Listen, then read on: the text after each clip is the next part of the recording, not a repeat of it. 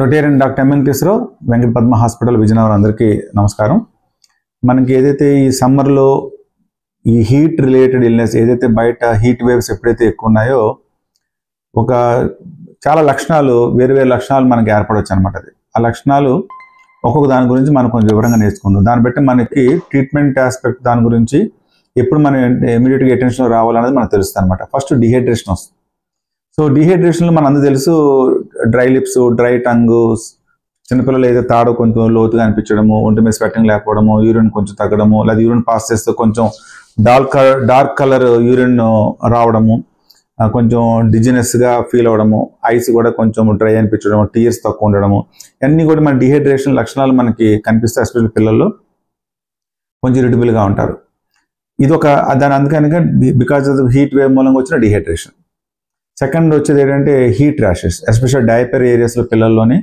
అలాగే మనకి అందరికీ కూడా చెమట పొక్కులు రావచ్చు, చిన్న చిన్న టినీ బంప్స్ ఏర్పడతాయి. ఎందుకోసం అంటే మనకి ఆ స్వెట్ పోర్స్ అన్నీ కూడా బ్లాక్ అయిపోవడం మూలంగా అవి బర్స్ట్ అయ్యి స్కిన్ అండ్ డెర్మిస్లోకి వచ్చేస్తుంది. కాబట్టి మనకి అన్నీ కూడా అది వస్తుంది. దాని మూలంగా కూడా చాలా ఇరిటేషను, ఇచ్చింగ్ ఉండి పిల్లలు కూడా చాలా డిస్కంఫర్ట్ ఫీల్ అవుతారు అన్నమాట. అది కూడా హీట్ ర్యాషెస్.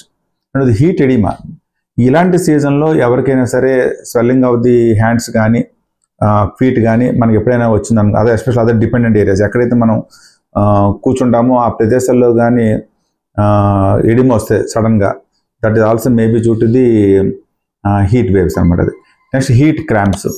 మీకు సడన్గా అంతవరకు బాగానే ఉన్న పిల్లలు కానీ ఇన్ జనరల్ పెద్దవాళ్ళకి కానీ సడన్గా చేతులు కాళ్ళు విపరీతంగా పీక్లు స్టార్ట్ అవుతుంది. మన ఏ ఎక్సర్సైజులు చేయకపోయినా సరే మనకి చేతులు కాళ్ళు బాగా ఇన్వాలంటరీగా కంట్రాక్షన్స్ వచ్చేసి క్రాంప్స్ వచ్చేస్తాయి అనమాట. బాగా విపరీతంగా క్రాంప్స్ వచ్చేసి మనకి అది మజిల్స్ కూడా ఫ్లష్ అయినట్టు మనకి కనిపిస్తుంది. మోస్ట్ ఆఫ్ ది స్కిన్ కూడా రెడ్నెస్గా ఉండి మనకి ఆ రకంగా మనకి హీట్ క్రాంప్స్ మనకి డెవలప్ అవడానికి అవకాశం ఉంటుంది. ఆ టైంలో మనకి బాడీ యొక్క temperature only maximum 1 or 2 degrees Fahrenheit వరకు వాళ్ళకు ఉంటుంది, హీట్ క్రాంప్స్ ఎస్పెషల్ వచ్చిన వాళ్ళకి. అలాగే హీట్ సింకోప్. ఎవరైనా పని వాళ్ళు బయట వర్క్ చేస్తున్న పిల్లలు స్కూల్లో ఎండకి ఎక్స్పోజ్ అయినా సరే, ఇలాంటి సడన్గా ఎక్కడైనా పొజిషన్ మారినా, ఎక్కువసేపు నిలబడినా సరే వాళ్ళు పోస్చరల్ హైపోటెన్షన్ వచ్చి సడన్గా నేల మీద పడిపోతారు అన్నమాట. దాన్ని మనం మనం సింకోప్ అంటాము. అందుకని ఇమీడియట్గా ఏ వార్మ్ ఎన్విరాన్మెంట్లో ఎప్పుడైతే పడిపోతారో ఇమీడియట్గా వాళ్ళని కొంచెం కూల్ ఎన్విరాన్మెంట్ తీసుకొచ్చి మన కాళ్ళు కొంచెం లేపాలి. కొంచెం క్లాత్స్ కూడా మనం కొంచెము లూజన్ చేయాలి. మనకి ఇమీడియట్గా ఏ ఫ్యాన్ లేకపోతే అట్లీస్ట్ మనం హీట్ వేవ్ తగ్గడానికి, చల్లగా ఉండడానికి ఏదైనా విసనగర్ లాంటిది కానీ లేకపోతే ఏ క్లాత్ ఉన్నా సరే మనం ఇమీడియట్గా యాక్షన్లోకి రావాలి. తర్వాత హీట్ ఎగ్జాషన్. హీట్ ఎగ్జాషన్లో బాడీ టెంపరేచర్ 1 or 4 degrees వరకు పెరుగుతుంది. మనం లేకపోతే అరౌండ్ 40 degrees సెంటిగ్రేడ్ వరకు మనం పెరగడానికి అవకాశం ఉంటుంది. ఎక్సెసివ్ థర్స్ట్, ఎక్సెసివ్ స్వెట్టింగ్, అంటే హెవీ స్వెట్టింగ్ బాడీలోని వస్తుంది. Headache, dizziness. పెరిఫరీస్ మనం చూసుకుంటే కూల్గా ఉంటుంది, చూడడానికి అంత కూల్గా మనకి చర్మం ఉంటుంది. విపరీతంగా వీక్నెస్ ఫీల్ అవుతారు. నాసియా కానీ, వామిటింగ్ కానీ, మజిల్ క్రాంప్స్ కానీ అన్నీ యాడ్ అయిపోతూ ఉంటాయి అవదానికి. అంటే ఒక్కొక్కటి లక్షణాలు నెమ్మదిగా పెరిగి వాళ్ళు హీట్ ఎగ్జాషన్లోకి వెళ్ళిపోతారు. చాలా ఇరిటబుల్గా ఉంటారు వాళ్ళు. మనం ఇమీడియట్గా మనం అర్థం చేసుకోవాలి. ఈవెన్ వాళ్ళు స్పెసిఫిక్గా ఏం జరుగుతుందని అంటే కూడా మనతో మాట్లాడడానికి కూడా వాళ్ళకి ఇంట్రెస్ట్ రాకుండా వాళ్ళు నాన్ స్పెసిఫిక్గా సరిగ్గా ఎక్స్ప్రెస్ చేయలేరు. వాళ్ళకి ఏ లక్షణాలు ఉన్నది కూడా ఎక్స్ప్రెస్ చేయరు అనమాట.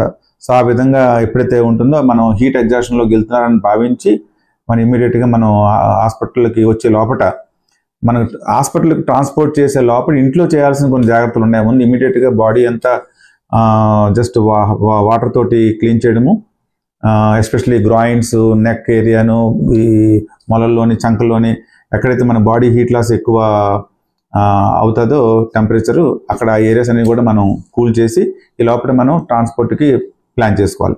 Next heat stroke.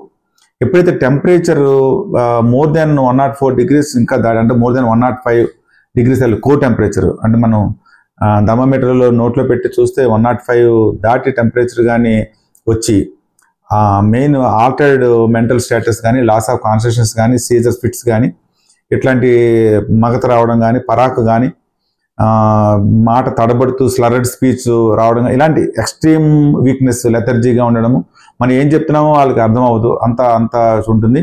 మనం పేషెంట్ని మనం ర్యాపిడ్గా బ్రీతింగ్ చేస్తారో ఒక చెస్ట్ మీదుగా మనం వేలు పెడితే హార్ట్ బీట్ కూడా చాలా ఫాస్ట్గా అనిపిస్తూ ఉంటుంది.